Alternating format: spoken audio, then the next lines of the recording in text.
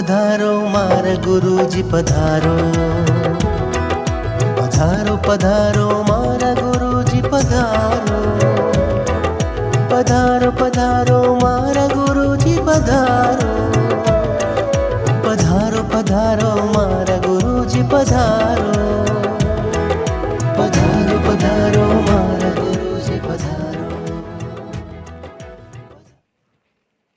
नमो अरिहन्ताणं, नमो सिद्धाणं, नमो आयर्याणं, नमो वत्सायाणं, नमो लोये सर्वसाहुणम्। एषु पंच नमोकारो सर्वपावपणासनो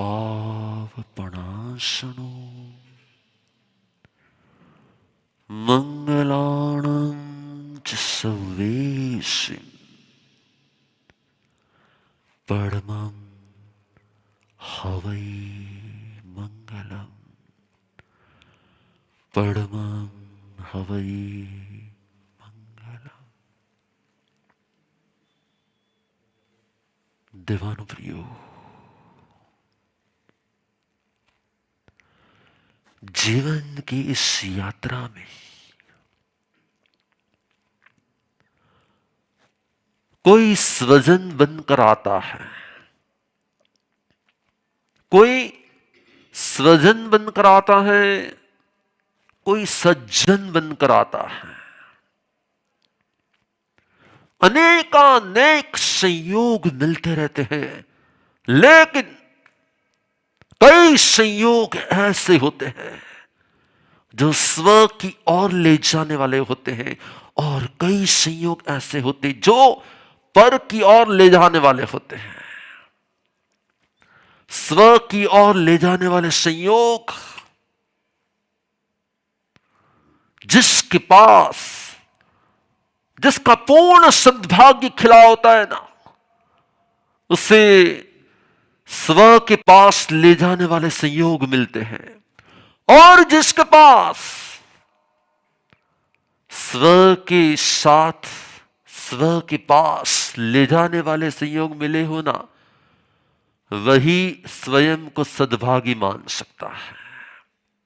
बाकी संसार की अनुकूलताएं, संसार की व्यवहार, इसमें चाहे कितनी ही सफलता मिल जाए, इसमें चाहे कितनी ही सफलता मिल जाए, लेकिन जिसने मनुष्य भव को पाकर स्व को पा लिया ना, उसने सर्वस्व को पा लिया। और जिसने स्व को नहीं पाया ना, वो कभी भी सर्वस्व को नहीं पा सकता। देवानुप्रियो, मनुष्य का यह जीवन स्व को पाने का है और सर्वस्व को पाने का है। और जिसे स्व में सर्वस्व की प्राप्ति हो जाए ना, समझ लेना उसका जीवन सफल हो गया। जिसको स्व में सर्वस्व की प्राप्ति हो जाए ना, समझ लेना कि उसका जीवन सफल हो गया। बाहर की दुनिया से पर में से चाहे कितने ही पाने का प्रयत्न किया हो, याद रखना, जीवन का एक सत्य याद रखना, स्व के सिवा मैं जो कुछ भी पाता हूं ना, वो पर होता है, और उसे ही परमात्मा ने परिग्रह कहा है।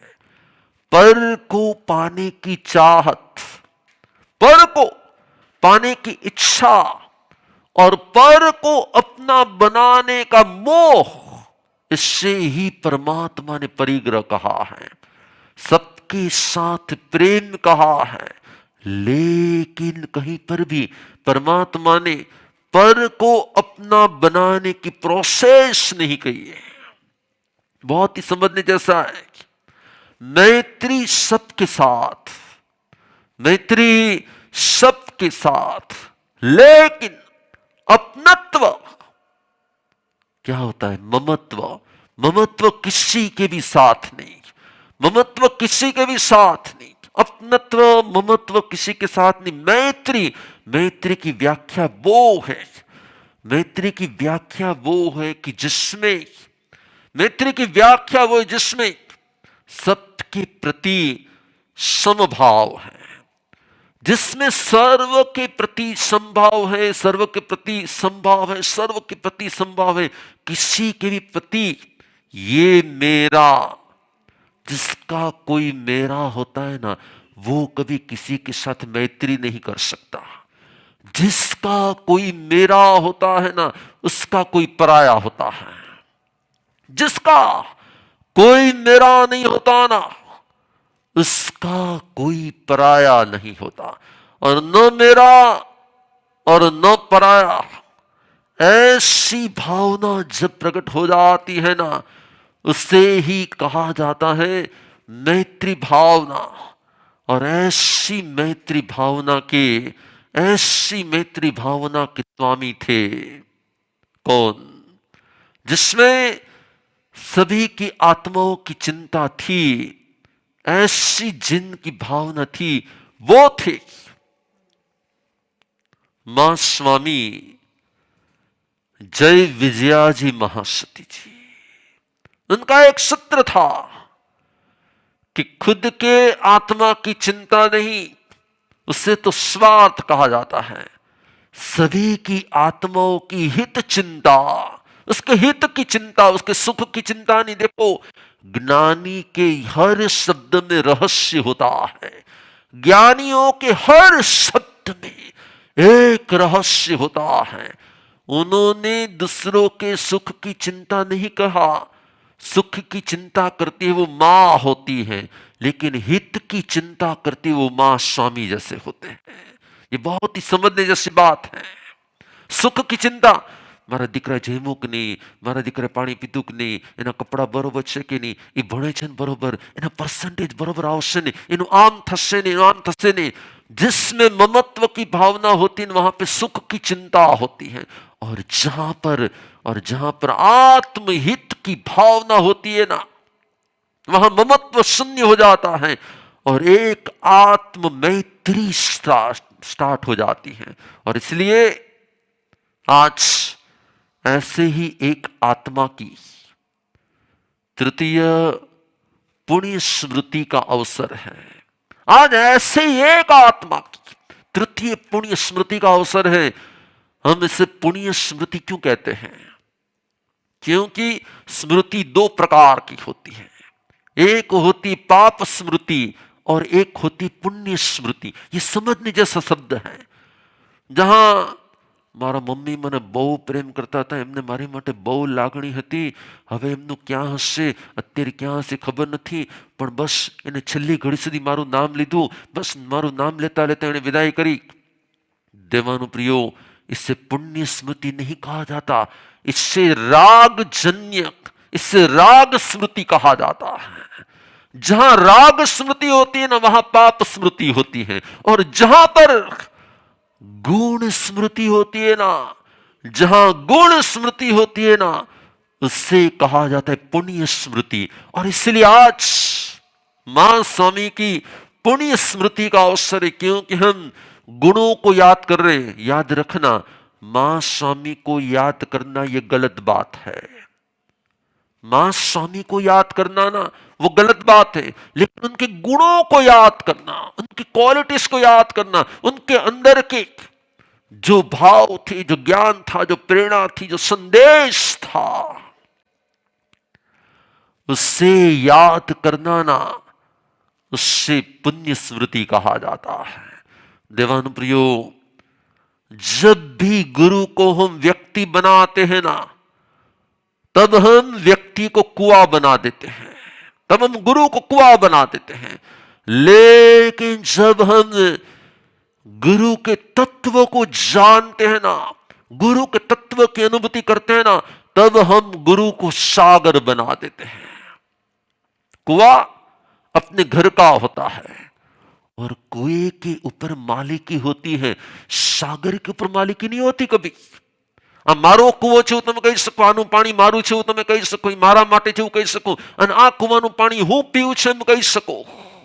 આ કૂવો મારા માટે જ છે, મારા એરિયામાં છે, મારા પ્લોટની અંદરમાં છે, મારા ઘરની અંદરમાં છે। તમે કૂવાની ઉપર અધિકાર કરી શકો, તમે સાગર ઉપર અધિકાર ન કરી શકો। गुरु के ऊपर हम अधिकार नहीं कर सकते, गुरु के प्रति तो हम अर्पणता की आत्मीयता का अनुभव कर सकते। और इसलिए गुरु कभी भी व्यक्ति नहीं होता है, गुरु तो होता है सागर जैसा, गुणों की अनेकानेक लहरें, गुणों की अनेक लहरें, गुरु की अनेक लहरें जिसमें होती है ना, गुणों की अनेकानेक लहरें जिसमें होती है ना, वो होता है सागर जैसा व्यक्तित्व। और इसलिए अपने गुरु पर अहंकार नहीं, अपने गुरु पर अहंकार नहीं, अपने गुरु पर, उसके गुणों के ऊपर अपनी आत्मीयता, ऐसी आत्मीयता हो कि उनका तत्व पूरे विश्व में पहुंचे, उनके अंदर का आत्म सत्व पूरे विश्व में पहुंचे।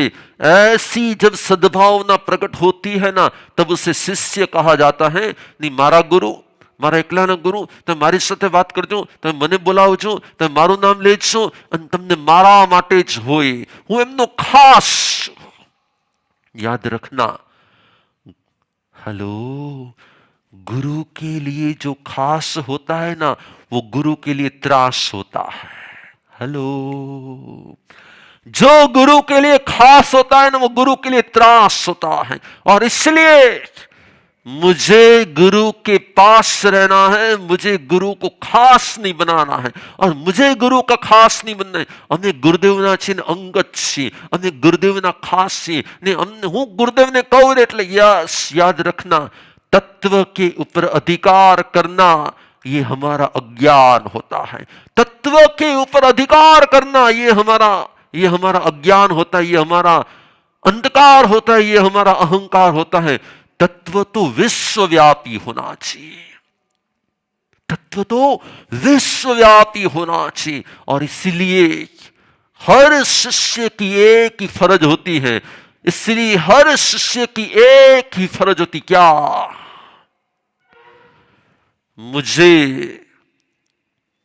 न गुरु पर अधिकार करना है, न गुरु के होने का अहंकार करना है।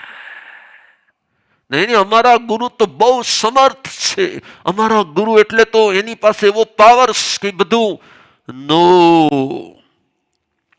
ना गुरु के लिए भी अहंकार। कई लोग क्या कहते हैं मालूम है, मेरे पास ये स्पेशल चीज है, मेरे पास ये स्पेशल एक प्रतिमा है, नहीं मेरे पास ये स्पेशल एक बुक्स है, नहीं मेरे पास है ना इतना बैंक बैलेंस है, नहीं मेरे पास ये है, मेरे पास मेरे पास मेरे पास मेरे पास का अहंकार करते करते करते करते मारी पास તમને ખબર છે, મારી પાસે ગુરુદેવ મારી બસ એમને હું કહું ને એટલે याद रखना, गुरु का भी अहंकार करना गुरु को सामान्य बना देना होता है। गुरु पर भी अहंकार करना वो गुरु को सामान्य बना देना होता है, क्योंकि तत्व पर अधिकार करना और तत्व का भी अहंकार करना दोनों ही मिथ्या होते हैं। और इसलिए मां स्वामी ने दो शब्द दे दिए, क्या? अधिकार छोड़ना आसान है, अधिकार छोड़ना आसान है, लेकिन क्या अहंकार छोड़ना फिर भी कठिन होता है। और इसीलिए मुझे आपको ये कहना है, ये एक एक छोटी छोटी वाक्य, एक छोटे छोटे सूत्र, एक छोटी छोटी बातें हमेशा याद रखना। गुरु जितने बड़े होते हैं ना, उनका सूत्र उतना ही छोटा होता है। तत्व जितना व्यापक होता है ना, उतना ही सूक्ष्म होता है, याद रखना। गुरु तत्व जितना व्यापक होता है ना, उतना ही वो सूक्ष्म होता है। याद रखना कि जब वह विश्वव्यापक हो जाता है ना, तो अपनी सूक्ष्मता से ही होता है। स्थूलता कभी भी विश्वव्यापक नहीं होती, सूक्ष्मता ही विश्वव्यापक होती है। और इसीलिए मां स्वामी ने जो छोटे से सूत्र में अपने अंदर के, याद रखें, 2 प्रकार के शास्त्र होते हैं। एक होता है आगम शास्त्र और एक होता है अनुभव शास्त्र। आगम शास्त्र जो ऊपर महावीर है ना, उनके होते हैं, लेकिन अनुभव शास्त्र हृदय में विराजमान जो महावीर होते हैं ना, उनका होता है। ऊपर वाले महावीर की बातों का आगम शास्त्र में लिखी जाती है, लेकिन अंदर में जब महावीर होता है ना, फिर महावीर हो, कृष्ण हो, राम हो, चाहे कोई भी तत्व हो, अंदर में जब प्रभु तत्व होता है ना, तब वो अंदर का प्रभु तत्व जब उसकी आंतरिक चेतना को जागृत करता है ना, तब उसमें से एक अनुभव शास्त्र प्रकट होता है। और ये अनुभव शास्त्र ही उसका एक सूत्र भी यदि मित्र बन जाए ना, एक सूत्र भी यदि मित्र बन जाए ना, तो समझ लेना कि हमारे अंदर के विश्व मैत्री व्यापक होने में कभी देर नहीं लगती, कभी देर नहीं लगती। और इसलिए उन्होंने एक शब्द कह दिया, उन्होंने एक शब्द कह दिया कि हमेशा प्रसन्न रहो। उन्होंने एक शब्द कह दिया कि हमेशा प्रसन्न रहो। देखो, ये बहुत ही एक जबरदस्त प्रेरणा है। हमेशा प्रसन्न कौन रह सकता है?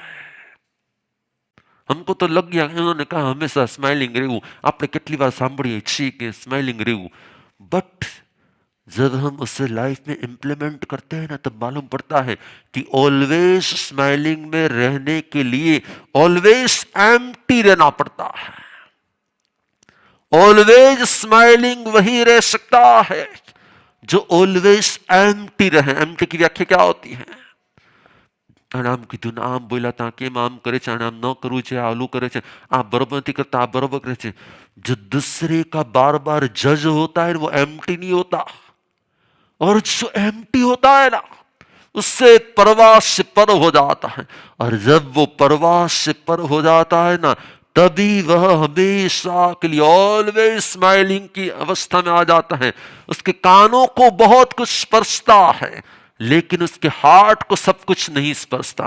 कानों का स्पर्श होना ये हमारे हाथ में नहीं है, क्योंकि कानों पे बहुत सारी आवाज आ सकती, बहुत सारे शब्द आ सकते, बहुत सारी बातें आ सकती, वो हमारे हाथ में नहीं है। लेकिन कानों से अंदर तक सप्लाई करना कि नहीं करना, और उस सप्लाई को अप्लाई करना कि नहीं करना, वो हमारे हाथ में होता है। और इसलिए मुझे हमेशा के लिए कहना है कि प्रसन्न रहने के लिए आपको एम्प्टी होना पड़ता है।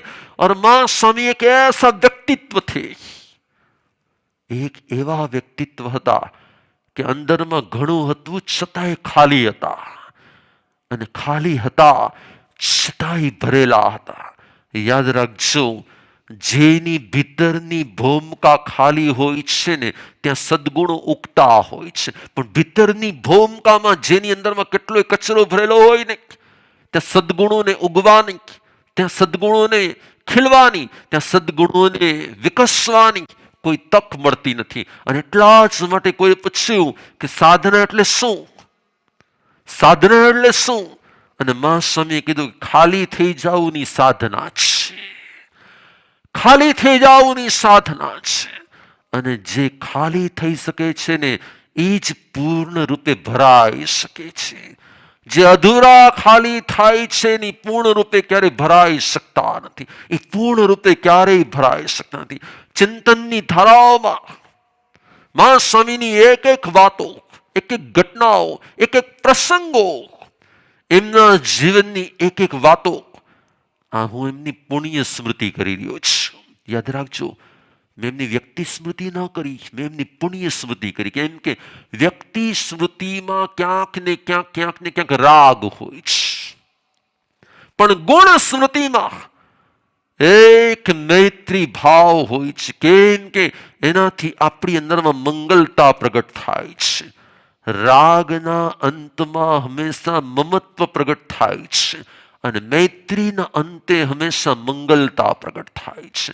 કેમ કે રાગમાં હંમેશા સ્વાર્થ હોય છે અને મૈત્રીમાં હંમેશાને માટે વિશ્વ પરમાર્થ હોય છે. અને જ્યાં વિશ્વ પરમાર્થ પ્રગટ હોય ને ત્યાં મૈત્રી સાર્થક થઈ જાય છે. અને જ્યાં મારાપણાનો રાગ પ્રગટ થાય ને ત્યાં ક્યાંક ને ક્યાંક હું, મારા ગુરુ, મારું ફિલ્ડ, મારું મિશન, મારું ક્ષેત્ર, મારું વાતાવરણ, એટલે ફરી પાછો એક કૂવો તૈયાર થાય છે.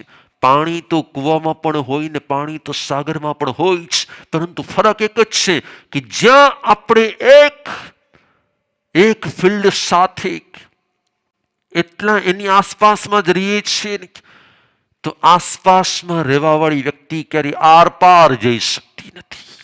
અને જેને આર પાર જવું હોય ને એને માત્ર આસપાસ નથી રહેવાનું, એને વિશ્વવ્યાપક બનવાનું છે, વિશ્વવ્યાપક બનાવવાનું છે. પણ મારી સામે ન જોયું, પણ અમે ગયા હતા દર્શન કરવા, પણ મારી સાથે વાત જ ન કરી. પણ હું તો એમના કોઈક બે ભક્તોને લઈને જ બેઠેલા હતા, એમને મારી સામે જોવાનો ટાઈમ ક્યાં હતો? પણ એ તો ખાલી માત્ર દવાનું પ્રયોગ.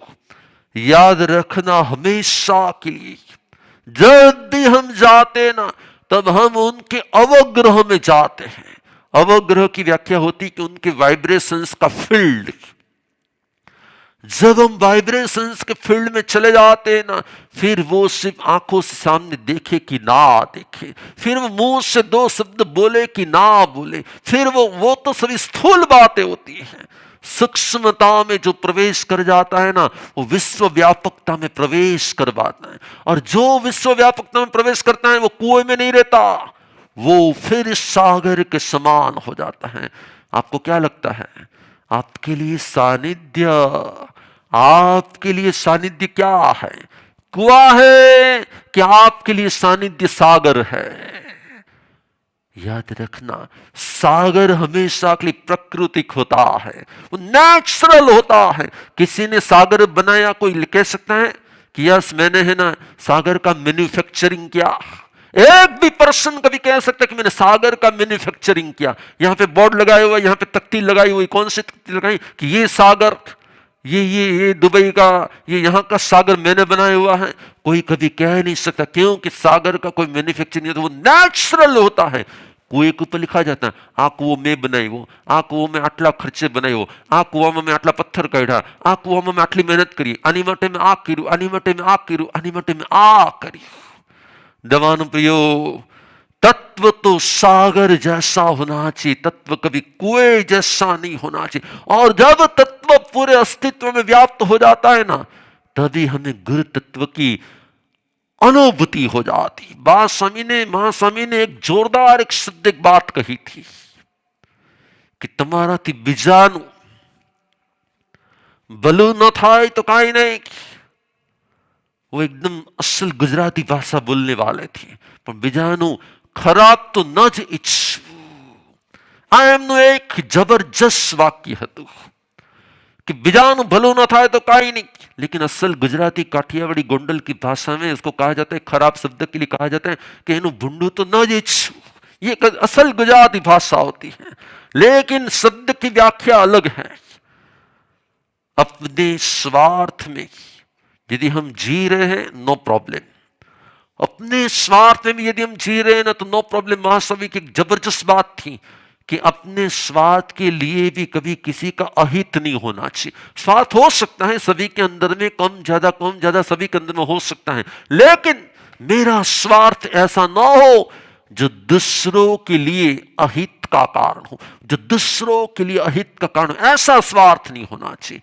देवानुप्रियो, जब दिल एक सागर जैसा हो जाता है ना, जब तत्व एक विशालता का, व्यापकता का एक भाव में प्रकट हो जाता है ना, तब हमेशा के लिए सिर्फ खुद का ही नहीं, सिर्फ स्व का ही नहीं, सिर्फ आत्म कल्याण ही नहीं, सर्व कल्याण के भाव प्रकट हो जाते. और सर्व कल्याण का फर्स्ट स्टेप ये है, किसी का अच्छा ना हो सके नो प्रॉब्लम, किसी का भी अहित नहीं करना, किसी का भी खराब नहीं करना, किसी का भी अयोग्य नहीं करना और किसी के भी बारे में नेगेटिव नहीं करना।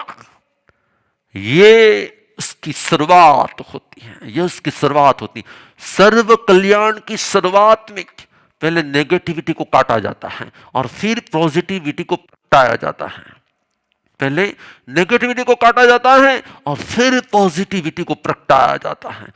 देवानुप्रियो, आज तृतीय पुण्य स्मृति નો અવસર છે અને જ્યારે એક તત્વ એક દેહમાં વ્યાપ્ત હોય છે ને ત્યારે એની શક્તિ મર્યાદિત હોય છે, પણ જ્યારે એક તત્વ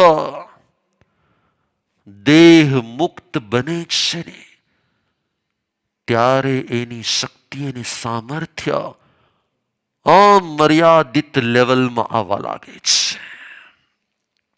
બરોબર, એક લાઈન બરોબર યાદ રાખજો.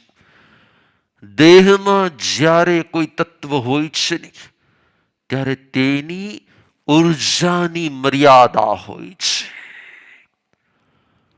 પણ જ્યારે દેહ મુક્ત બને ને ત્યારે અમર્યાદિત, અનલિમિટેડ, જેને કહેવાય કે એની ઉર્જાઓ. અને એટલે જ મહાપુરુષો જ્યારે દેહમાં પણ હોય ને ત્યારે વારંવાર દેહ મુક્ત થવાની સાધના કરતા હોય, વારંવાર દેહ મુક્ત અવસ્થામાં રહેતા હોય, વારંવાર દેહ મુક્ત ધ્યાનસ્થ થઈ જતા હોય. એ વારંવાર દેહ મુક્ત અવસ્થાઓની એક તીવ્ર ઊંચાઈએ પહોંચી જતા હોય. અને એટલા જ માટે એમ કહેવાય કે સાધુત્વની પાસે એક એક્સ્ટ્રા એનર્જી બોડી હોય.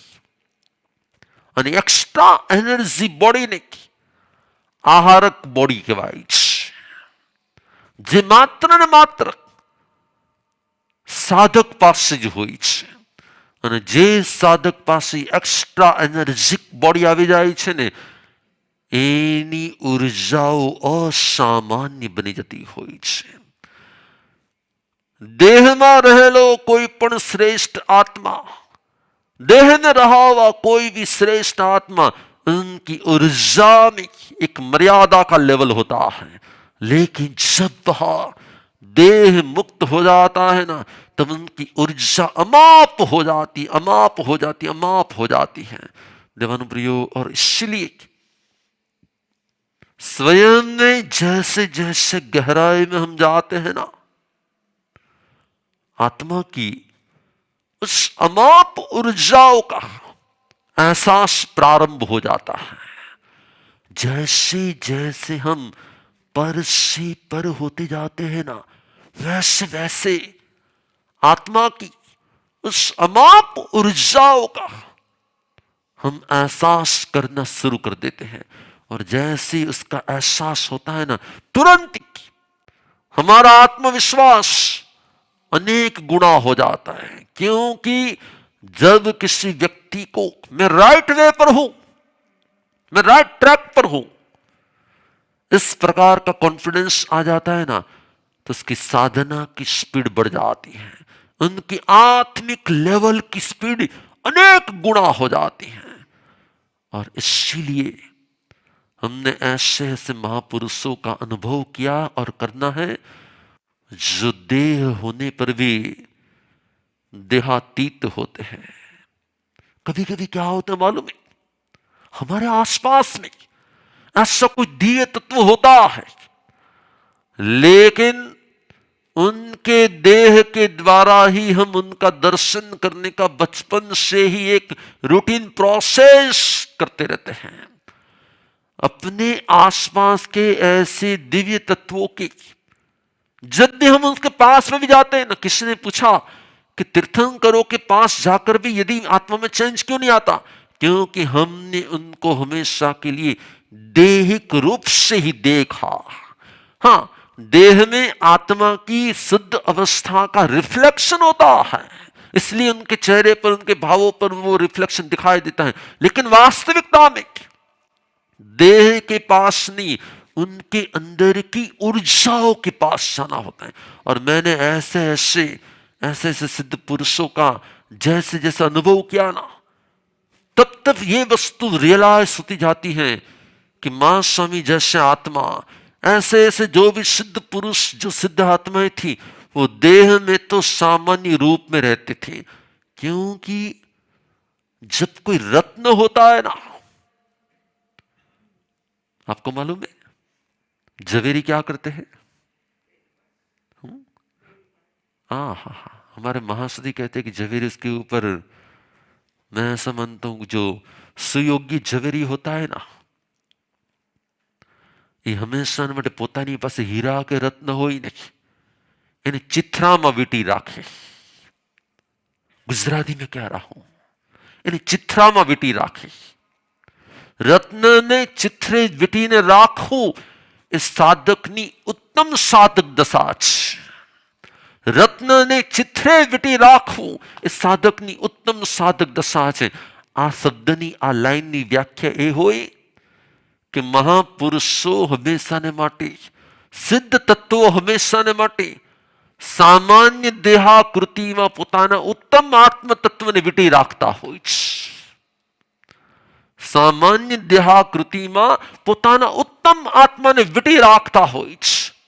કેમ કે ઝવેરીને ખબર છે કે જો આ ચિત્રે વીંટેલું રત્ન જો અપન થઈ ગયું ને, તેની અમૂલ્યતાને સમજી શકે એવા ઓછા છે અને એનું મૂલ્ય કરવા લાગશે. અને જેમ જેમ મૂલ્ય કરવા લાગશે ને, ઓહો એનામાં બહુ ક્ષમા હતી, ના ના એનામાં તો બહુ નમ્રતા છે, ના એ આત્મામાં તો બહુ સરળતા છે, ના એ આત્મામાં તો.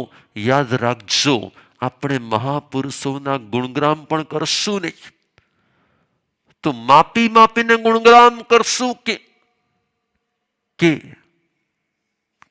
ના એમનામાં તો છે ને બહુ હતી. બહુ હતીનો મિનિંગ શું થયો? એમનામાં બહુ સરળતા મને દેખાય, એનામાં બહુ, પણ બહુ સરળતાની વ્યાખ્યા છે એક લિમિટમાં તમે એના ગુણોનો માપ કરી દીધું. અમાપને માપવું તે આપણી અજ્ઞાનતા હોય છે. અમાપને માપવું એ આપણી અજ્ઞાનતા હોય છે. અને એટલા જ માટે આવા તત્વોને, આવા ગુરુ તત્વોને, આવા શુદ્ધ આત્માઓને માપવા અને માપીને ગુણગાન કરવા, એ તો ક્યાંક ને ક્યાંક આપણી જ અજ્ઞાનતા હોય છે. દેવાનું પ્રિય, આજ જ્યારે તૃતીય પુણ્ય સ્મૃતિનો અવસર છે. કોની તૃતીય પુણ્ય સ્મૃતિ છે? કોની પુણ્ય સ્મૃતિ છે? હા, તેમની દેહ મુક્ત અમાપ ઉર્જામાં પ્રવેશવાની, માપ ઉર્જાથી અમાપ ઉર્જામાં પ્રવેશવાની ક્ષણ તરીકે આપણે કહી શકીએ. પરંતુ એક વસ્તુ સમજવા જેવી છે કે સ્મૃતિઓ દ્વારા, ગુણગ્રામ દ્વારા, આગમમાં એક શબ્દ આવે છે કે મહાપુરુષોના ગુણગ્રામ કરવામાં જગન્ય રસ ઉપજે તો કર્મની કરોડો ખપે, અને ઉત્કૃષ્ટ રસ ઉપજે તો શ્રેષ્ઠ તત્વની પ્રાપ્તિ થાય છે. દેવાનું પ્રિયો, આમાં પણ એક જબરજસ્ત પ્રેરણા છે. જેમ જેમ જેમ જેમ ગુણગ્રામ થતા જાય ને, એમ એમ આપણા આત્મામાંથી ગુણ અહોભાવ જે પ્રગટે ને, એ જ આપણી અંદરના, આપણા જ અવગુણો માટેના, આપણી જ અંદરના અવમૂલ્યન ભાવ શરૂ થાય. તો જો એક લાઈન બરોબર સમજવાની છે. ગુણગ્રામ કરતા કરતા પોતાના અવગુણો પ્રત્યેનો જેમ જેમ જેમ જેમ જેમ એનો ભાવ ઘટે છે ને, એમ એમ ગુણગ્રામ કરતા કરતા તે ગુણો પ્રત્યેનું લક્ષ્ય વધતું જાય છે. અને જેમ જેમ ગુણો પ્રત્યેનું લક્ષ્ય વધતું જાય ને, એમ એમ વ્યક્તિની અંદરમાં એક જબરજસ્ત પરિવર્તન આવતું હોય છે. આ એક તત્વની વાત છે, આ એક બહુ ઊંડાણ ભરેલા તત્વની વાત છે. આજ તૃતીય પુણ્ય સ્મૃતિના અવસરે સંઘ કે સંપ્રદાય એ તો ખાલી વ્યવસ્થા માટે હોય છે. સંઘ અને સંપ્રદાય એ સાધુ સાધ્વી, શ્રાવક અને શ્રાવિકાની વ્યવસ્થા માટે હોય છે.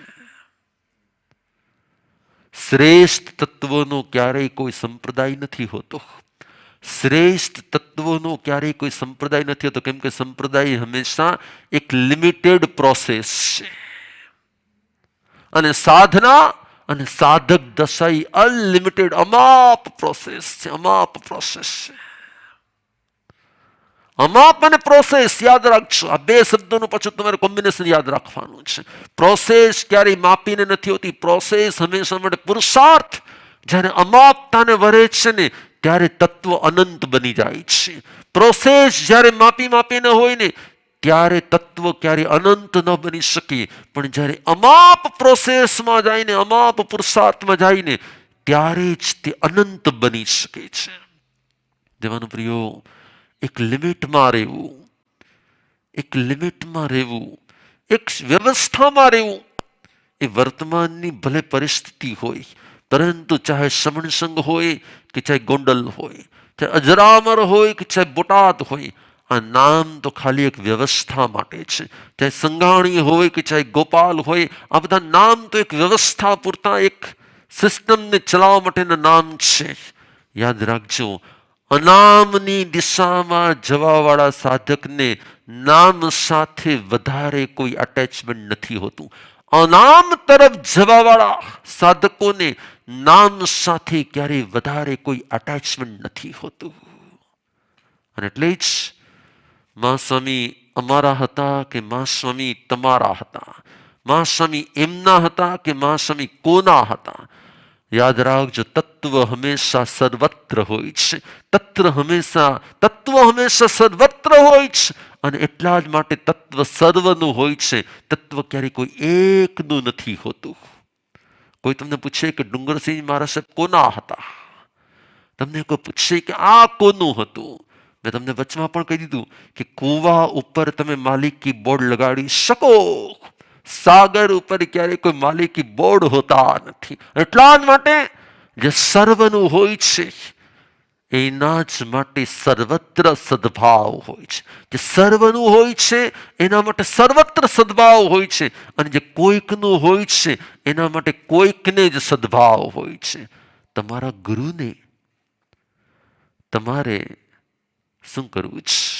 તમારા ગુરુને તમારે તમારા ગુરુને તમારે માપમાં રાખવા છે કે અમાપમાં અનુભવવા છે? તમારે એમને માપમાં રાખવા છે કે અમાપમાં અનુભવવા છે? અને જો અમાપમાં અનુભવવા હોય તો મારા છે, એ તમારા છે, એ આપણા છે, એ સૌના છે, એ સર્વના છે, એ સર્વત્ર છે. આજ એમના ગુણગ્રામ કરતા કરતા એમની અનેકાનેક દ્રષ્ટિઓની પારખવી છે. એમ કે યાદ રાખજો, હું હંમેશા એવું માનું છું કે મહાપુરુષ એટલે એક ભોમિયા હોય છે. ભોમિયા એટલે શું? ગાઈડ. ગાઈડ એટલે શું? જે પહેલા ચાલ્યા હોય અને આપણે પછી ચાલીએ ને એમ ગાઈડ. સિમ્પલ વાક્ય યાદ રાખવાનું. જે પહેલા ચાલે અને આપણે પાછળ ચાલીએ એમ ગાઈડ, બીજું કાંઈ નહીં. અને એટલા જ માટે એમણે જે રસ્તા લીધા હોય ને, જો મહાપુરુષોએ જેટલા રસ્તા લીધા હોય એ બધા રસ્તા ઉપર આપણે ચાલવું જરૂરી નથી, પણ એમને લીધેલા જે રસ્તા ઉપર આપણે ચાલી શકીએ એમ છે કે નહીં ચેક કરી લેવું. અને જો ચાલી શકીએ એમ છે ને તો ચાલવું. નહીં તો ક્યારેક એવું થાય કે એમણે જે કઠિન રસ્તા લીધા હોય ને આપણે કોપી કરવા જઈએ ને આપણે એ જ રસ્તા પર ચાલવાનો પ્રયત્ન કરીએ ને તો ક્યારેક આપણે ચાલી ન શકીને પડી જઈએ. તો આપણે જે સાચા રસ્તે જતા હોય, સીધી રીતે જતા હોય ને, એમાં પણ ક્યારેક પ્રોબ્લેમ થઈ જાય. એટલે મહાપુરુષો ચાલે એ રસ્તા ઉપર ચાલવું જરૂરી છે, પરંતુ મહાપુરુષો ચાલ્યા હોય એ રસ્તા ઉપર પોતાને ચેક કરીને ચાલવું વધારે જરૂરી છે. દેવાનો પ્રિયો, महास्वामीना अनेक अनेक गुणग्राम करता, यानी अनेक बातों करता. और भी एक बात मैं आपको कहूंगा, वो हमेशा आखिरी कहते थे कि दान देते वक्त क्या करना चाहिए? दान देते वक्त आपके हाथ में क्या है वो मत देखो, लेकिन दिल में क्या है ना वो देखो. દાન આપતી વખતે હાથમાં શું છે એ નહીં, પણ દિલમાં શું છે એ જોવાનું છે. जबरदस्त एक प्रेरणा आती है. देने वाले के हाथ में 10,000 भी हो सकते हैं, लेकिन दिल में करोड़ों होने चाहिए. देने वाले के हाथ में 10,000 हो सकते हैं, लेकिन दिल में करोड़ों होने चाहिए. और भाव हमेशा के लिए यही होना चाहिए कि मेरे पास कुछ बचे नहीं ना, मेरे पास कुछ भी बचे नहीं ना, इतना अर्पण करने का भाव है. जिस दिन मेरी आंख बंद होती हो, जिस दिन मेरी आंख बंद होती हो, उस दिन मुझे आसपास में किसी वस्तु व्यक्ति की चिंता न करनी पड़े ना, मुझे आसपास के किसी वस्तु और व्यक्ति की चिंता करनी न पड़े ना, उतना मुझे अर्पण कर देना है. इसका मीनिंग क्या हुआ?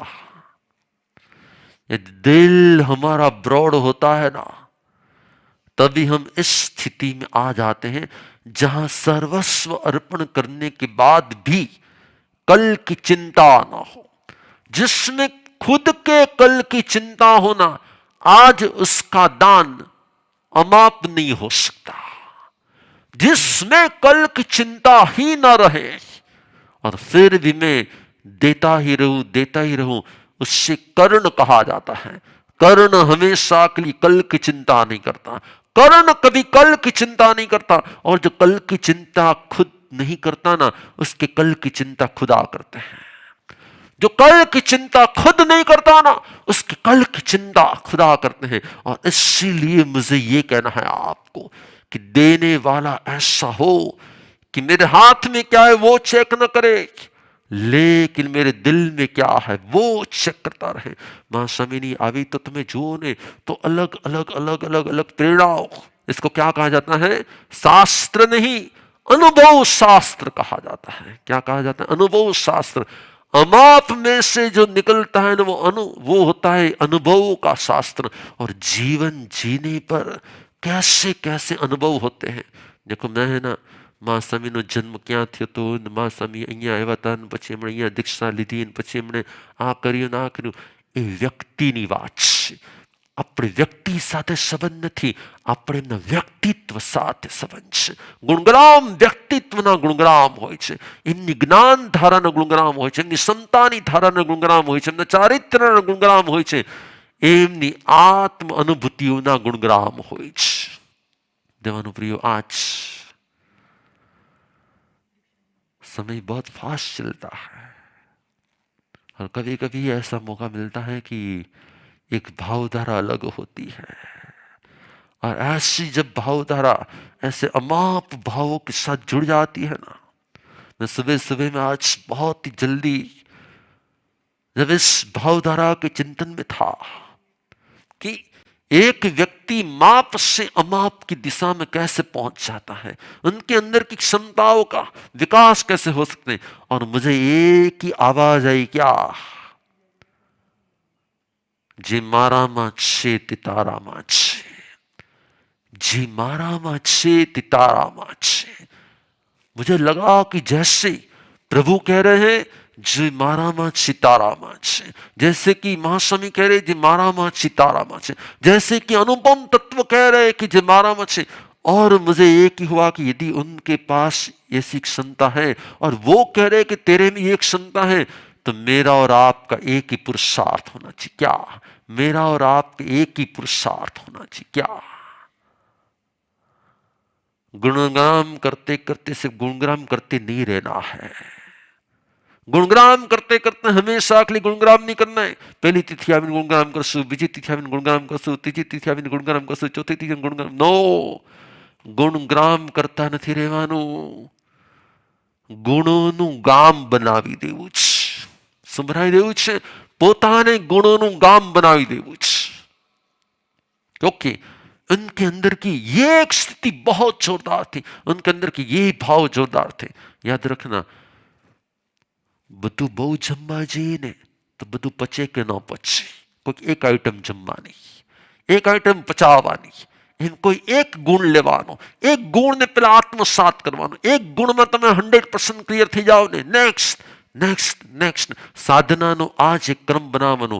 બધું એક સાથે કરવા જશો ને તો ક્યારેક ફેલ જશો, પણ step by step by step by step એક ગુણ લ્યો અને એક ગુણથી આગળ વધો. દેવાનું પ્રિય, આ જ્યારે ત્રીજી પુણ્ય સ્મૃતિનો અવસર છે ને, ત્યારે એક પ્રેરણા મારે તમને આપવી છે. જ્ઞાનીઓ પાસેથી જ્ઞાનનો પાક લણાય कि ज्ञान बीज लेवाई. ज्ञानियों के पास से पूरा भंडार भरना चाहिए कि सिर्फ ज्ञानियों के पास से बीज लेकर अपने पुरुषार्थ से उसको बोकर उसमें से फसल खड़ी करनी चाहिए. क्या करना चाहिए? બધું જો ગુરુજનો આપી દે તો તમે પાંગળા બની જશો. યાદ રાખજો, બધું જ ગુરુ પાસેથી રેડીમેડ મળી જશે ને. તમે મને જ્ઞાની આપી દો ને તમે મને આપણ આપી દો, યાદ રાખજો, ગુરુ કદાચ જ્ઞાન આપી શકશે પણ કેવળ જ્ઞાન તો ક્યારેય નહીં આપી શકે. અને એટલા જ માટે ગુરુ પાસેથી બીજ લ્યો, પાક તો સ્વયંનો ઉગાડવાનો પુરુષાર્થ કરો. પાક તો સ્વયંનો ઉગાડવાનો પુરુષાર્થ કરો. और ऐसे ही एक शिष्य जिन्होंने उनके पास से बीज लिए और फिर स्वयं का पुरुषार्थ किया. बीज गुरु के पास से थे, बीज गुरु के पास से लिए, लेकिन फिर फसल स्वयं की, पाक પોતાનો. અને આવા જ હતા એ મહાસ્વામી, જેનેમાં બીજ આપવાની ક્ષમતા હતી. અને અનેકાનેક શિષ્ય હોઈ શકે કે જેમણે એમનામાંથી મેળવેલા બીજ ઉગાડ્યા હશે, પણ એમાંના એક શિષ્ય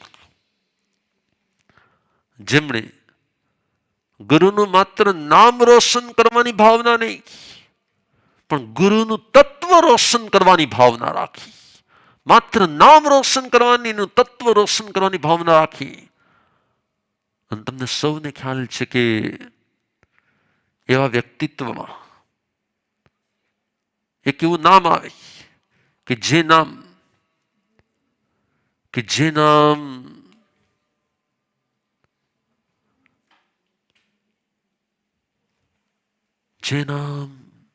બસ જો તમે બોલવા લાગ્યા અને મને એ જોતું હતું કે હું બોલું નહીં, એની પેલા એક ઓળખ એવી હોય જે બધાના હોઠ ઉપર હોય. એક ઓળખ એવી હોય જે બધાના હોઠ ઉપર હોય. અને તમને સૌને છેલ્લા કેટલાય દિવસોથી ખ્યાલ છે કે એક વ્યક્તિત્વએ આ નામને, આ પોતાના ગુરુના નામને અને પોતાના ગુરુ બનાવવા માટે નહીં, એ સર્વના સર્વવ્યાપક બનેને તેમની માટે જે પુરુષાર્થ કર્યો, એવા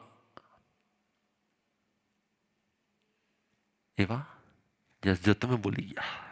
અને મજાની છે કે મારે હવે હું મહાસ્વામીનું નામ લઉં, ગુરુનું નામ લેવાય ને શિષ્યનું નામ વ્યક્તિ ઓટોમેટિક બોલવા લાગે. ગુરુનું નામ લેવાય ને શિષ્યનું નામ જો ઓટોમેટિક બોલાવા લાગે ને તો સમજવાનું કે યસ કે કનેક્શન છે. અને કનેક્શન સ્ટ્રોંગ કનેક્શન છે, રોંગ કનેક્શન નથી, સ્ટ્રોંગ કનેક્શન છે. અને એમણે શ્રી અજયભાઈ અને બીનાબેન એમણે સર્જન કર્યું. બીજ લીધા હતા મહાસ્વામી પાસેથી, પરંતુ મહેનત પોતાની, પુરુષાર્થ પોતાનો, ચિંતન પોતાનું, મનન પોતાનું કે નહીં, આ તત્વને મારે વિશ્વવ્યાપક બનાવવું. એમને ખ્યાલ આવી ગયો કે મહાસ્વામી એક જ્ઞાનનું તત્વ છે, એક ધ્યાનનું તત્વ છે, એક દર્શનનું તત્વ છે, એક ચારિત્રનું તત્વ છે, એક ગુણોનું તત્વ છે. અને એમણે એ જ ગુણોને પ્રગટ કરતા જે સર્જનની શરૂઆત કરી, એમાંનું એક સર્જન મહાસ્વામીની પ્રેરણા. તમને સૌને ખ્યાલ છે કે લાસ્ટ આ મહાસ્વામીની પ્રેરણા રૂપે સર્જાયેલા સત સાહિત્ય, જેના દ્વારા સાહિત્ય એને કહેવાય જે આદિત્યની જેમ વિશ્વના ખૂણે ખૂણે પ્રકાશ પાથરી શકે. અને એટલા જ માટે એમણે એક સર્જનની શરૂઆત કરી, મા સ્વામીની પ્રેરણા. અને પ્રેરણા રૂપે એમણે અલગ અલગ સબ્જેક્ટને વ્યક્ત કરતા જે મેગેઝિનની આ શ્રેણી સર્જી છે, એ શ્રેણીમાં આજ હું વિમોચન કરી રહ્યો છું. ફરી એક એવા અંકની જે એક અંકમાં અનેક અધ્યાય, અનેક મહાપુરુષો, ધ્યાન યોગીરાજ આચાર્ય ભગવાન પૂજ્ય શિવમુનિ મહારાજ સાહેબ પણ એમાં લખાણ કરતા હોય, લેખન આવતા હોય. અને યોગ ઋષિ એવા એંગરજી પણ એની અંદરમાં પોતાના ભાવ વ્યક્ત કરતા હોય. અલગ અલગ ફિલ્ડના કેટલાય ભાવિકો જેની અંદરમાં ધ્યાન વિશે પોતાના ભાવોને વ્યક્ત કરતા હોય. એવી આ મા સ્વામીની પ્રેરણાથી સર્જાયેલું આ છે માની પ્રેરણા. અને આ વખતના અંકમાં સૌથી શ્રેષ્ઠમાં શ્રેષ્ઠ વાત હોય તો અનેક ધર્મોનો સંગમ એક ધર્મમાં દેખાય, અને છે ધ્યાનનો ધર્મ. એ છે ધ્યાનનો ધર્મ. અને એમણે ધ્યાન વિશે ખૂબ ડિટેલથી, કેમ કે પોતે પણ સ્વયં રોજ 3, 3:30, 4 વાગે ઉઠીને એ સાધનામાં લાગે. માત્ર સંપત્તિ દાન નહીં, સાધનાનો ધર્મ પણ નિભાવે. અને સાથોસાથ અનેક ભાવોને સર્જે. તો એમણે આ સર્જન કર્યું. ધ્યાન ઉપર એમણે આખો અંક બનાવ્યો છે. અમારો લેખ પણ આમાં છે. અનેક વ્યક્તિત્વોના લેખ પણ આની અંદરમાં છે. મેં તમને કીધું એમ આચાર્ય ભગવાન પૂજ્ય શિવમુનિજી મહારાજ સાહેબ, એમના ભાવો પણ એમણે આમાં વ્યક્ત કરેલા છે. પૂજ્ય શ્રીસ્વામીજી મહારાજ સાહેબ, એમના ભાવો પણ આમાં વ્યક્ત થયેલા છે. સુજ્ઞાનજી મોદી, એમના ભાવો પણ વ્યક્ત થયા છે. કુમારપાળભાઈ દેસાઈ, એમના ભાવો પણ વ્યક્ત થયા છે. આવા અનેક પોતપોતાના ક્ષેત્રના જે શ્રેષ્ઠ સાધકો છે, એમણે પોતાના ધ્યાનના અનુભવો, એમની દ્રષ્ટિઓ આમાં મૂકેલી છે. બેનાબેન અને અજયભાઈ, આ એક એવું કોમ્બિનેશન છે જે એકબીજાનું પૂરક છે, જે એકબીજાના પુરુષાર્થમાં સહાયક છે, અને જે એકબીજા માટે કંઈક કરી છૂટવાની ભાવના વાળા છે. તો તમે ભાવથી જોઈ રહ્યા છો આ પ્રેરણાનું સર્જન એમણે આજ મા સ્વામીની પુણ્ય સ્મૃતિ ઉપર પ્રગટ કર્યું છે. આપણે સૌને ખ્યાલ છે કે આજ જો પોતાના ગુરુ પ્રત્યે, પોતાના શ્રદ્ધા પાત્ર પ્રત્યે શ્રદ્ધા હોવી, એ મમત્વ નથી, એ વિનય છે. પોતાના શ્રદ્ધા પાત્ર પ્રત્યે અહોભાવો એ મમત્વ નથી, એ વિનય છે કે એમણે મને આ સાધનાના ક્ષેત્રમાં જન્મ આપ્યો હતો. ગુરુદેવ શાસન દીપક ગુરુદેવ નરેન્દ્ર મુનિ મહારાજ પ્રત્યે એમની જે શ્રદ્ધા હતી, એ જ શ્રદ્ધાને એમણે બળવત્તર કરી મા સ્વામીમાં. અને એમને કારણે આજ એમના જ્ઞાનનો પણ વિકાસ થયો, એમના ધ્યાનનો પણ વિકાસ થયો, એમના દાનનો પણ વિકાસ થયો. તમને ખ્યાલ છે કે 100થી વધારે પરિવારો એમને પરમ સહાય રૂપે સવા લાખ રૂપિયા, એવી પરિસ્થિતિમાં હોય કે હવે કાલે શું થશે એની મૂંઝવણમાં હોય, અને એમાં એ ચેક એની પાસે પહોંચી ગયો હોય અને પોતે એકદમ આશ્વસ્ત થઈ ગયેલા હોય. યાદ રાખજો, કોઈની ચિંતાને દૂર કરવી નહીં, એ જ એમના ચિંતનનું ફળ છે. કોઈની ચિંતાને દૂર કરવીને એ જ એમના ચિંતનનું ફળ છે. અને એમણે એવી તો અનેક યોજનાઓ દ્વારા આવા જે સત્કાર્યોનું, જે હારમાળાઓનું સર્જન કર્યું છે, ફરી એકવાર ખૂણે ખૂણે ખૂણે ખૂણે એવા કેટલાય બાળકો જે બ્લેન્કેટની હૂંફનો અનુભવ કરવાના છે, અને એમણે એ પણ એક આ માસ સ્વામીની સ્મૃતિ છે, અને એ પણ એક એમણે ભાવ પ્રગટ કર્યો. અત્યારે હજાર ભાવિકોને, જેમાં તમારું પણ અનુદાન છે, એમનું પણ અનુદાન છે, અને નાનામાં નાનીથી લઈ અને મોટી વ્યક્તિ પણ આ અનુદાન દ્વારા કેટલાય તમે જોયું કે લાસ્ટ સન્ડે લગભગ 11,400 ઉપર બ્લેન્કેટ ગયા સન્ડે અર્પણ થયા. ફરી પાછા આ સન્ડે, નેક્સ્ટ સન્ડે ફરી 12,000 બ્લેન્કેટનો ટાર્ગેટ છે. ફરી પાછું નેક્સ્ટ, એટલે આ આખા મહિનામાં અલગ વિસ્તારોમાં જઈને અરહમના યુવાઓ, ચાહે રાજકોટ હોય, ચાહે ભાવનગર હોય, ચાહે અમદાવાદ હોય, ચાહે રાજસ્થાન હોય, કે ચાહે મહારાષ્ટ્ર હોય, ચાહે કોલકાતા હોય, કે ચાહે બંગાળના નાના ગામડા હોય, જ્યાં પહેરવા માટે શરીર પર એક સાડી પણ કદાચ હોય ને કદાચ ન હોય ને, મારી પાસે એવા ફોટોગ્રાફ પણ આવ્યા છે.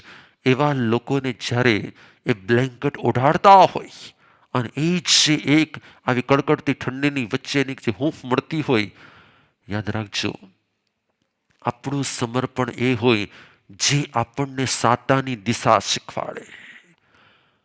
हमारा गुरु के प्रति जो समर्पण होता है ना, वो सिर्फ गुरु की साता का, कि गुरु के सुख का, कि गुरु की अनुकूलता का विचार करने के लिए नहीं होता है. गुरु के लिए पूरा विश्व परिवार होता है, और इसने पूरे विश्व परिवार की चिंता करने की हित चिंता हमें जो सिखा देना, वही तो समर्पण भाव होता है, वही तो समर्पण भाव होता है. और इसलिए आज बराबर राइट 8:15, राइट 9:15 मैं इस कार्यक्रम को संपन्न करूं, उसके पहले आज हमारे साथ में, हमारे पास में सालों से महासती जी हैं, श्री पूर्णाबाई महासती जी. हमारे साथ में और पास में है पूज्य बिंदुबाई महासती जी. हमारे साथ में और पास में है बहुत सारे महासती जी, लेकिन इसमें से एक विदुबाई महासती जी, एक मीनाबाई महासती जी, एक तरुबाई महासती जी, एक पूर्णाबाई महासती जी, एक रश्मिबाई महासती जी और एक बिंदुबाई महासती जी. इन 6 महासती जियों को आज संयम जीवन का प्रारंभ करते हुए सावरकुंडला जैसे सौराष्ट्र के किसी गुरु प्राण के क्षेत्र से, जिनका संयम जीवन का आज के दिन से प्रारंभ हुआ था, और आज 43वीं दीक्षा जयंती का अवसर है उनका. और सुबह समय में वो पधारे थे, और अभी भी वह जब यहाँ पर विराजमान है, मैं देख रहा हूँ वहाँ पे वसई से हमारे बिंदुबाई महासती जी भी विराजमान हैं. तो सभी को, राजकोट में हमारे रश्मिबाई महासती विराजमान हैं, धोराजी में रश्मिबाई महासती जी विराजमान हैं, और पार्ला में विदुबाई महासती विराजमान हैं, गोंडल में तरुबाई महासती विराजमान हैं. इन सभी की दीक्षा 43वीं दीक्षा जयंती का अवसर है आज. बस આપણે તો એક જ ભાવના ભાવી, 43 વર્ષ સુધી 2 લોચ, દર વર્ષે 2 લોચ, અને એક લોચમાં ખાલી એક મુઠ્ઠી લોચ થઈ જાય ને, તો ભલભલાને સંયમ જીવન શું છે ની ખબર પડી જાય. થોડોક પણ લોચ થાય ને તો ખબર પડી જાય કે વેદના શું હોય, તકલીફ શું હોય, પીડા શું હોય. અને થોડાક વાળ ખેંચાય તો ખબર પડી જાય કે વાળ નથી ખેંચાતા, જાણે કે અંદરમાંથી વેદનાનો ધોધ છૂટવા લાગ્યો છે. અમે લોકો બધા હસતા મુખે લોચ કરાવીએ એટલે એવું નહીં માનતા કે અંદરમાં વેદના ન થતી હોય, પીડાનો પાર ન હોય, અને છતાંય પ્રસન્નતા અપાર હોય. એ જ તો પ્રભુનો ધર્મ હોય છે. અને એટલા જ માટે એમની આ દીક્ષા જયંતિના અવસરે કેટલા લોચ થઈ ગયા, 85-86 લોચ થઈ ગયા એમના. હવે તો એ પણ યાદ નથી કે કેટલા લોચ થયા છે, કેટલા વિહાર થયા. તો છેક ચેન્નઈ સુધીનો વિહાર થયો, છેક કોલકાતા સુધીનો વિહાર થયો, છેક દિલ્હી સુધીનો વિહાર થયો, છેક ઋષિકેશ સુધીના વિહારો થયા. અને અને બિંદુભાઈ મહાશયનો તો છેક હિમાલયની ઉપર ચાતુર્માસ પણ થઈ ગયું, બદ્રીનાથમાં, જ્યાં કોઈ ન હતું, માત્ર 4 મહાસતી હતા. અને આજુબાજુમાં અનેક હિન્દુ સંતો સંન્યાસીઓની વચ્ચે 4 સાધ્વીજી પોતાની સાધના આરાધનામાં જોડાયેલા હતા. તેમણે દેશના ખૂણે ખૂણે વિચરણ કરીને અનેક ભૂમિમાંથી નીકળતા વાઇબ્રેશન્સનો ચરણ સ્પર્શ કરતા કરતા પોતાના આત્માની વિશુદ્ધિ કરતા કરતા 43 વર્ષ જ્યારે સંપન્ન કર્યા છે. એ સૌને અમારા વતી અભિનંદન કહો, શુભેચ્છા કહો. અને સાથોસાથ ભવિષ્યમાં હજી પણ એમની વર્ષો સુધીની સાધનાઓ એવી થાય કે એ જ સાધના દ્વારા એ સ્વયંને અનુભવે, સ્વયંના આત્મિક અનંત આનંદ અનુભવે અને અન્યને આનંદમાં સહભાગી બનાવે, અન્યને એ જ આનંદના સહભાગી બનાવે. જેમ મા સ્વામી પોતાના આનંદમાં અનેકને સહભાગી બનાવવાનો પુરુષાર્થ કરતા હતા, પ્રયત્ન કરતા હતા, સહજતાથી અર્પણ કરતા હતા, એવી રીતે આપ સૌનો પણ એ જ પુરુષાર્થ પ્રગટે અને તમારો સંયમ આનંદ અનેકો માટે સંયમ આનંદ બની જાય, પ્રેરણા બની જાય. એ જ આજના દિવસે અમારી પણ તમને મંગલ ભાવના છે. શુભ હો, मंगल हो, कल्याण हो. देवानुप्रियो, आज के वेबकास्ट में मुंबई से गुरु भक्त ने भी लाभ लिया हुआ है. अच्छा, पूर्णाबाई महासती जी की 43वीं दीक्षा जयंती के ऊपर. ओके, शुभ हो, शुभ मंगल हो. फिर किसी की मैरिज एनिवर्सरी है. अच्छा, मैं तो सोच रहा था कि अक्षत तेरी दीक्षा हो जाएगी, लेकिन अक्षत की मैरिज एनिवर्सरी है. तुम्हारा ज्ञान भी श्रेष्ठ है, आपके अंदर में जगा हुआ जैनत्व के प्रति जो अहोभाव है वो भी श्रेष्ठ है. और आपने जो बहुत सारे प्रश्न पूछे उसके द्वारा आपकी जिज्ञासा भी श्रेष्ठ है. आपको भी मंगल आशीर्वाद है.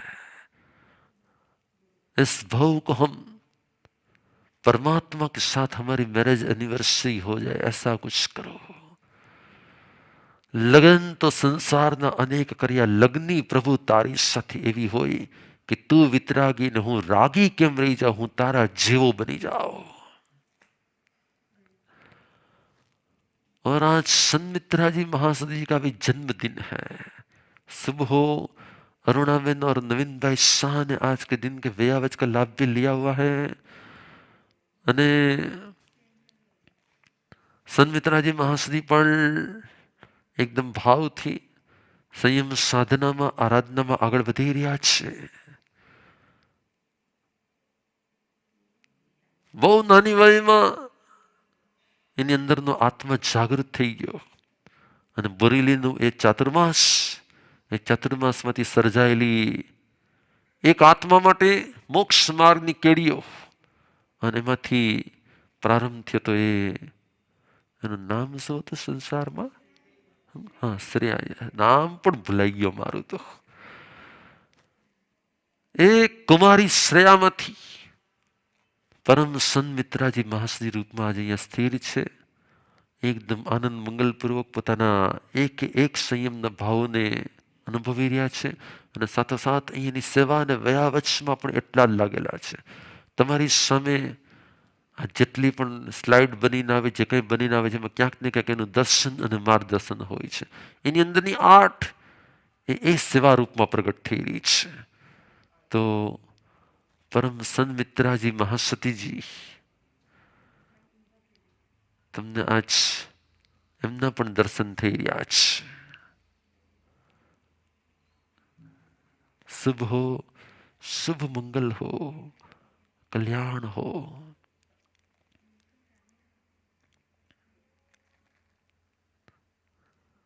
शुभ मंगल हो.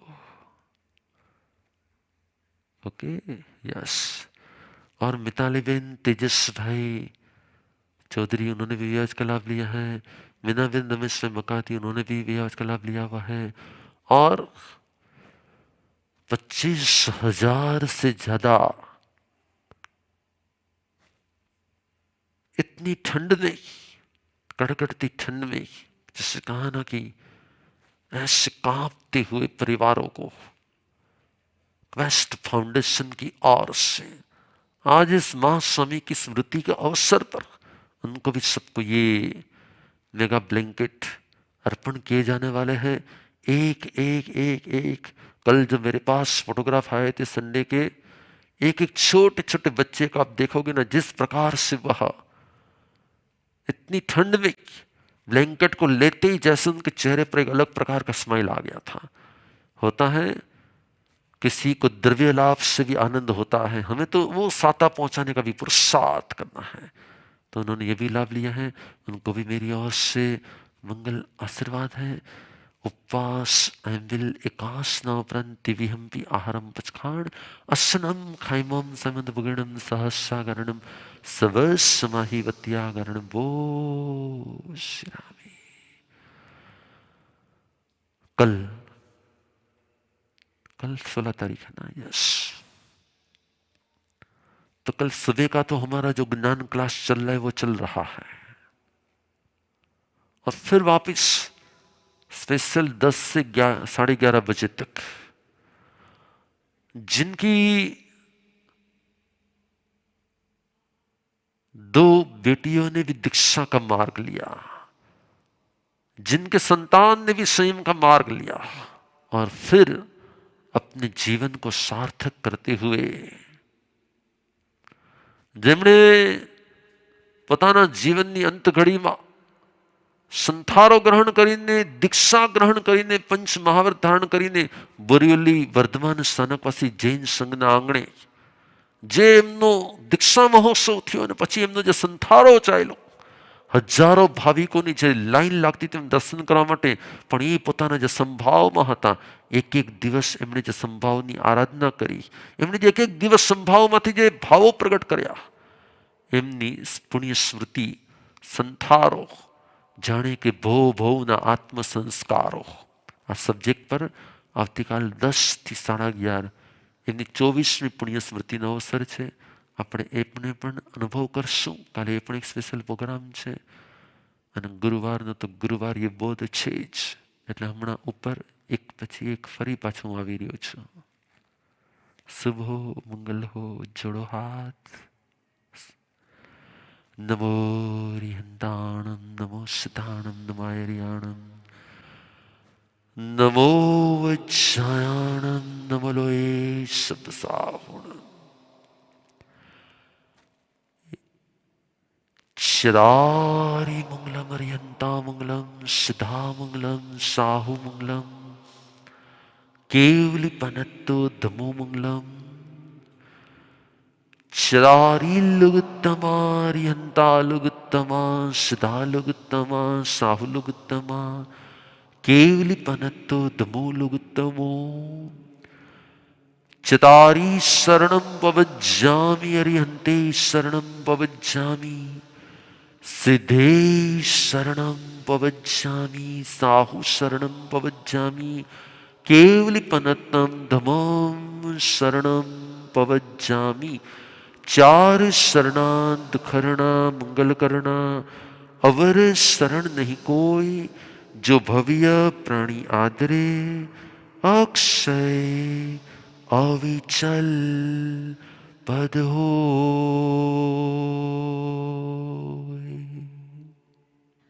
अंगूठे अमृत बसे, लब्धितना भंडार, गुरु गौतम ने समरिए, मन वांछित फल दातार. भावे भावना भाविए, भावे दीजे दान, भावे धर्म आराधिए, भावे केवल ज्ञान, भावे पद निर्वाण. तिक्खुतो आयाहीनं पयाहीनं वन्दामि न मनसामि सक्कारेमि सम्मानेमि कल्याणं मङ्गलं देव्यं चेयं पज्वासामि मत्थेन वन्दामि तिक्खुतो आयाहीनं पयाहीनं वन्दामि न मनसामि सक्कारेमि सम्मानेमि कल्याणं मङ्गलं देव्यं चेयं पज्वासामि मत्थेन वन्दामि तिक्खुतो आयाहीनं पयाहीनं वन्दामि न मनसामि सक्कारेमि सम्मानेमि कल्याणं मङ्गलं देव्यं चेयं पज्वासामि मत्थेन वन्दामि।